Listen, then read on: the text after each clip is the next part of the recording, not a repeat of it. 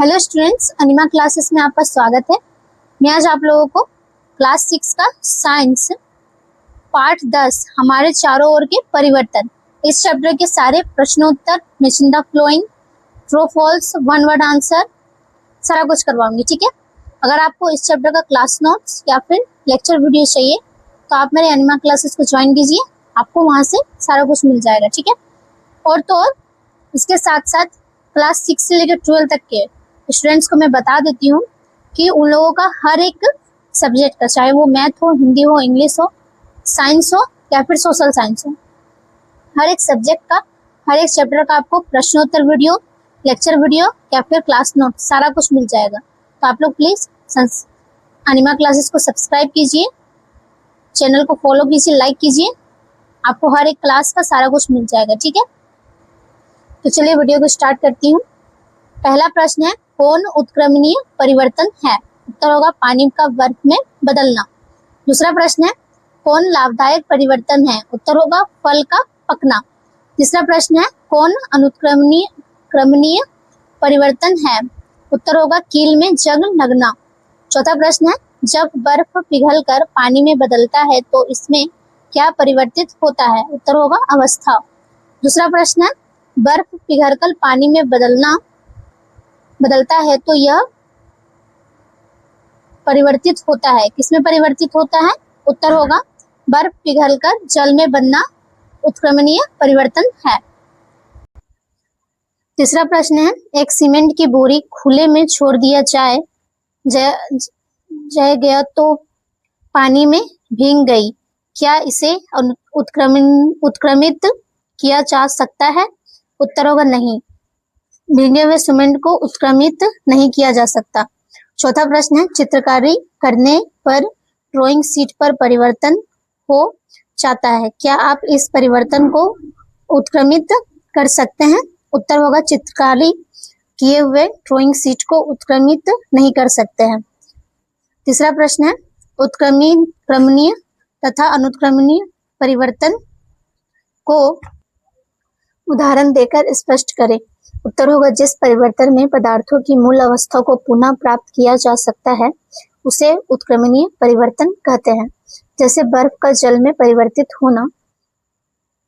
जिस परिवर्तन में पदार्थों में की मूल अवस्था को पुनः प्राप्त नहीं किया जा सकता है उसे अनुत्क्रमणीय परिवर्तन कहते हैं। जैसे कागज का जलना। ठीक है। छठा प्रश्न है, कागज का जलना एक अनुत्क्रमणीय परिवर्तन है परंतु पानी का उबलना एक उत्क्रमणीय परिवर्तन है, समझाइए। उत्तर होगा कागज का जलना एक अनुत्क्रमणीय परिवर्तन है क्योंकि कागज एक बार जलने के बाद पुनः अपनी मूल अवस्था में नहीं लाया जा सकता है, परंतु पानी का उबलना एक उत्क्रमणीय परिवर्तन है क्योंकि जब पानी उबलता है तो वाष्प बनता है तो उसे फिर संघनन विधि द्वारा वाष्प में जल की अवस्था में लाया जा सकता है। ठीक है। सातवां प्रश्न है, क्या यह संभव है कि एक वस्तु में उत्क्रमणीय तथा अनुत्क्रमणीय दोनों परिवर्तन हो सकता है? उत्तर होगा, उदाहरण देके समझाइए। इसका उत्तर होगा हाँ, यह संभव है कि एक वस्तु में उत्क्रमणीय तथा अनुत्क्रमणीय दोनों परिवर्तन हो सकते हैं। जैसे मोमबत्ती का जलना। मोमबत्ती के जलने में हमें मोम तो पुनः प्राप्त हो जाता है परंतु वह मोम पुनः जलाया नहीं जा सकता है क्योंकि उसकी बत्ती हमें पुनः प्राप्त नहीं होती है। आठवां प्रश्न है, क्या पदार्थों में परिवर्तन स्वयं हो सकता है? अपने उत्तर का कारण बताइए। उत्तर होगा हाँ, पदार्थों में परिवर्तन स्वयं हो सकता है, जैसे बर्फ का जल में परिवर्तित हो जाता है। नवा प्रश्न है, बैलगाड़ी के चक्के के ऊपर लोहे का रिम किस प्रकार चढ़ाया जाता है, यह किस प्रकार का परिवर्तन है? उत्तर होगा लोहे का रिम पहिए के घेरे से छोटा बनाया जाता है, गर्म करने पर रिम फैलकर पहिए पर चढ़ जाता है, गर्म करने पर फैलकर पहिए पर चढ़ जाता है, उसके ऊपर ठंडा पानी डाला जाता है, यह ठंडा होकर पहिए के ऊपर कस जाता है, यह उत्क्रमणीय परिवर्तन है। 10वां प्रश्न है, जब आप जलमग्न क्षेत्रों में घूमते हैं तो अपनी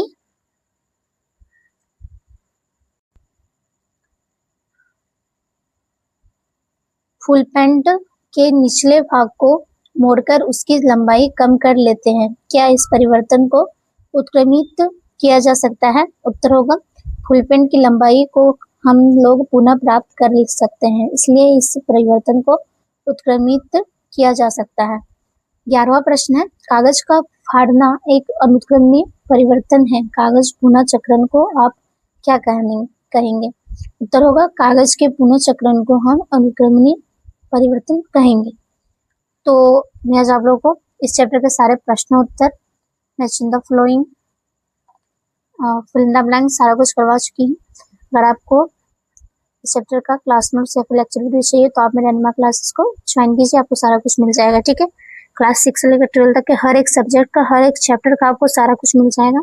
तो प्लीज एनिमा क्लासेस को सब्सक्राइब कीजिए, आपको हर एक चीज मिल जाएगा।